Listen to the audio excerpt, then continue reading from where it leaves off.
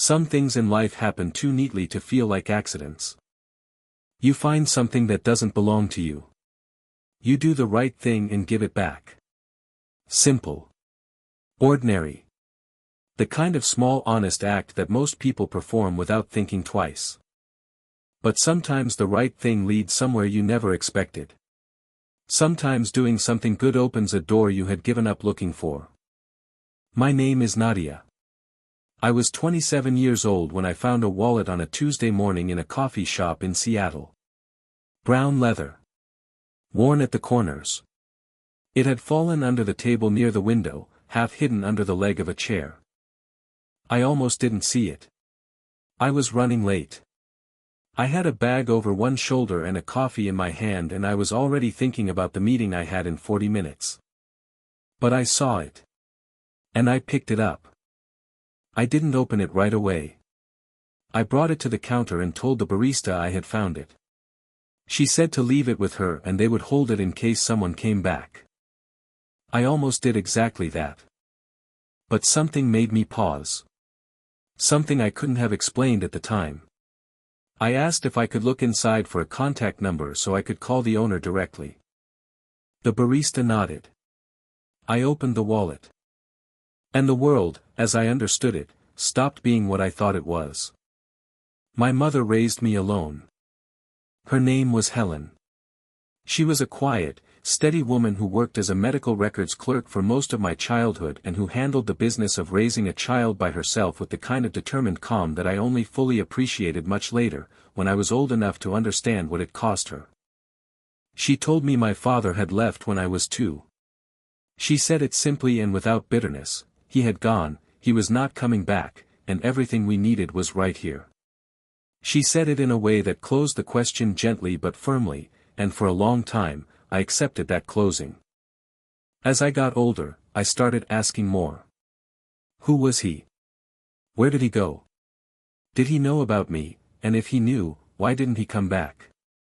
My mother answered what she could. His name was Robert. They had been together for 3 years. He had struggled with things she didn't fully specify. She said his own difficulties in that careful way people speak about pain that belongs to someone else. He had left when I was still too young to form a memory of him. She had a single photograph. She showed it to me once, when I was about 12. A man in his late 20s, standing outside somewhere, a park, maybe, squinting into the sun. Dark hair. A slightly uncertain smile, like he wasn't entirely comfortable being photographed. I studied that photograph for a long time. I was looking for myself in it, the way children do. I thought I found something in the eyes. My mother put the photograph away and didn't offer it again. I didn't ask. I looked for him once, when I was 23. Not intensively, I didn't hire anyone or dig through records. I typed his name into search engines a few times and found several men named Robert, none of whom I could connect with any certainty to the man in the photograph. I found a social media profile with the right name, the right approximate age, living in Portland.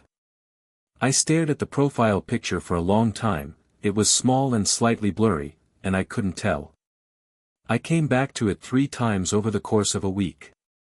Then I closed it and didn't go back. I told myself the reason was practical. I didn't have enough information.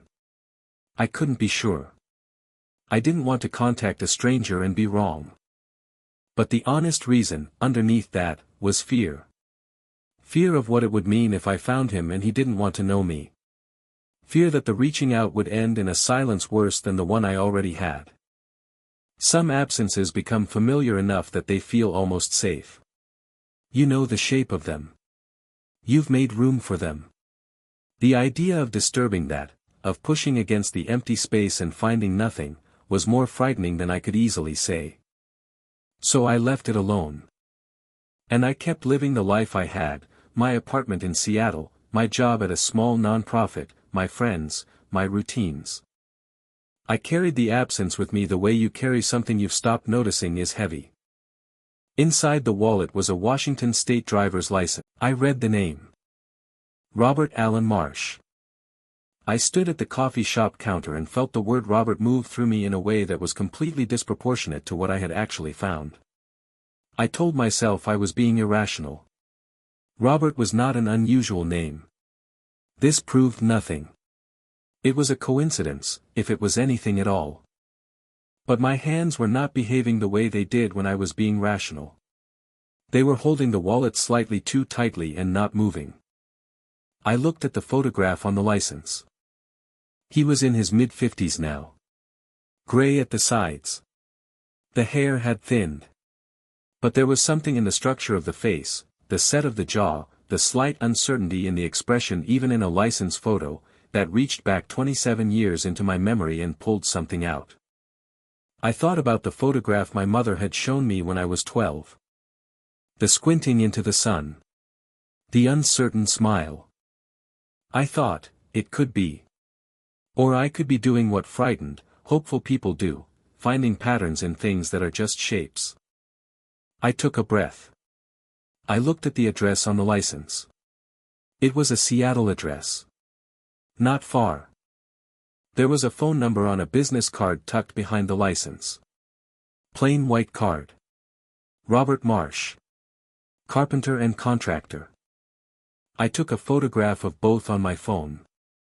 I left the wallet with the barista, as I had originally intended, and I walked out into the morning air and stood on the pavement and tried to think clearly. I was 20 minutes late for my meeting. I didn't notice. I called my mother that evening. I told her what had happened, as calmly and factually as I could manage. I told her the name, the age, the face that I couldn't stop thinking about. She was quiet for a long time after I finished. "Mom," I said. "I'm here," she said. Could it be him? Another pause. Marsh wasn't his last name when I knew him, she said carefully. His name was Robert Cole. But, she stopped. But what? He had family in Seattle, she said. I always assumed, after he left, that he came back here. I sat down on my couch. Why didn't you tell me that? She was quiet again. When she spoke, her voice was careful and honest. Because I didn't want you to spend your life driving around Seattle looking at men on street corners. I understood that. And I forgave it. He could have changed his name, she said. Remarried. Or just, she didn't finish the sentence. I need to know, I said. She said, I know. And then, in a voice that was softer than her usual one, she said, whatever you find, you remember who you are. Okay. You are not his absence. You never were. I held that sentence for a long time after we hung up. I didn't call the number that night. Or the next day. I told myself I was waiting until I felt ready. But what I was really doing was standing at the edge of something and looking down, trying to find the courage to step. I went back to the coffee shop the following morning. I asked the barista if anyone had come in for the wallet. She checked with her colleague and said yes, a man had come in the previous afternoon and picked it up. I asked what he looked like. She described a man in his 50s. Tall. Gray-haired. Quiet and polite. She said he had seemed genuinely relieved to get the wallet back. I thanked her and left. That evening, I sat at my kitchen table with my phone in front of me and the business card number entered but not called. I sat there for 40 minutes. I thought about the 12-year-old version of myself who had studied that photograph. I thought about what she had wanted then and had never said out loud because she didn't have the language for it yet, just to know. Just to understand where part of her had come from. I thought about what my mother had said. You are not his absence. I picked up the phone. It rang 4 times. I was already preparing myself for voicemail. Then someone answered. Hello. A man's voice. Low. Slightly cautious. I had prepared words. They left me completely. Is this Robert Marsh? I said. Yes, he said. Who is this? I told him my name. I said it clearly, and then I said, I found your wallet in a coffee shop on Tuesday. I wanted to make sure you got it back. There was a brief pause. I did get it, thank you, he said. The barista said someone had found it. That was kind of you. His voice was measured. Polite. Nothing extraordinary. I should have stopped there. I had done the thing I called to do. The wallet was returned. The conversation was complete. But I said, I also wanted to ask you something. And I'm sorry if this seems very strange. A pause. Okay, he said. Were you ever known by a different last name? The silence that followed was different from the others. It was longer. And the quality of it changed. Why do you ask? His voice had shifted. Still controlled, but something underneath it now, moving like water under ice. Because my mother's name is Helen, I said. And she knew a man named Robert Cole, in Seattle, about 28 years ago. I heard him exhale. It was the smallest sound. Barely audible. But it contained everything. What is your mother's last name? He asked. And his voice, this time, was no longer measured at all. We met 4 days later. I chose a public place, a park near the waterfront, open and neutral, where either of us could leave if we needed to. I arrived 10 minutes early and sat on a bench and watched the water and tried to breathe steadily. I saw him coming from 50 yards away. Tall. Gray-haired. Moving with the slight self-consciousness of someone who is also trying to hold themselves together. He saw me. He stopped walking for just a moment. Then he continued. He sat down on the bench at a careful, respectful distance, leaving space between us. We looked at each other. I had my mother's eyes. But I had his jaw and the set of his brow and probably that expression, the slightly uncertain one, though I couldn't see myself to be sure. He could see it, though. I watched him see it. I watched what it did to his face. I didn't know, he said. His voice was rough. Helen told me, after I left, when I tried to reach her, she said she had lost the pregnancy. I believed her. I don't know if she said it to protect herself, or you, or me. But I believed it. And I stopped looking. I sat with that for a moment. Not because I doubted him, the rawness in his voice was impossible to perform. But because I needed to understand its shape. She raised me alone, I said. She did it well. I believe that, he said. I'm not here to assign blame, I said. I've thought about this for 4 days and I don't want to spend this conversation in a courtroom. He looked at me. What do you want? He asked. I want to know who you are, I said. That's all. Just, who you are. We talked for 2 hours. He told me about his life. He had rebuilt it after difficult years, he was honest about those years without dramatizing them. He had changed his name after remarrying, and his wife had passed away 7 years ago. He had a son, Daniel, who was 24. He had his carpentry business. He had a small house near the water. He told me he had thought about Helen over the years. And then, quietly, he said, I thought about whether there might have been a child. I thought about it more than I admitted to myself. I told him about my life. My work. My mother's steady presence through all of it. The photograph she had shown me once and put away. The search I had started and stopped at 23. He listened with the full, still attention of someone receiving something they have been waiting for without knowing exactly what shape it would take. Toward the end, he said, I understand if you need time. Or if you decide you don't want contact. I won't push. After everything, I have no right to push. I looked at this man, my father, technically, biologically, though the word felt enormous and unfamiliar in relation to a person I had met 2 hours ago. I found your wallet, I said. I could have just left it at the counter. He looked at me steadily. Why didn't you? I thought about that. Because something made me look inside, I said. And I've learned not to ignore those moments. I called my mother that evening and told her everything.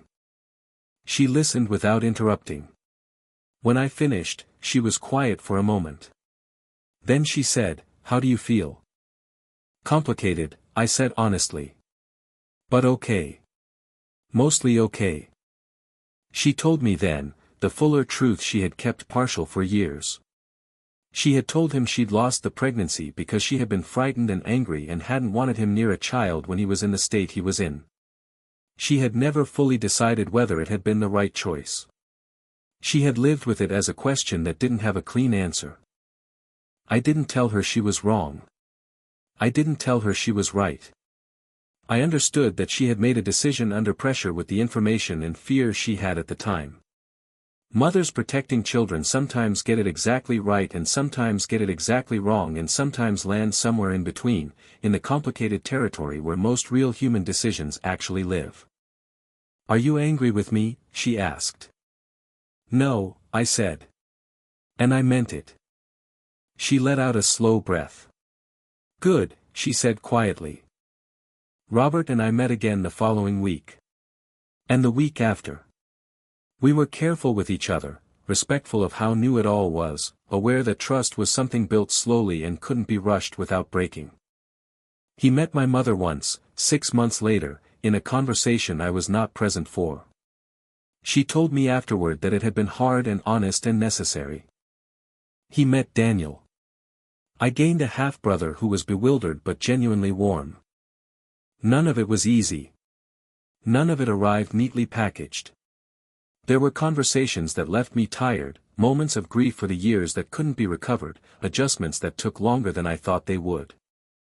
But there was also Sunday morning coffee at a table near a window. There was learning that he loved to read the same kind of books I did.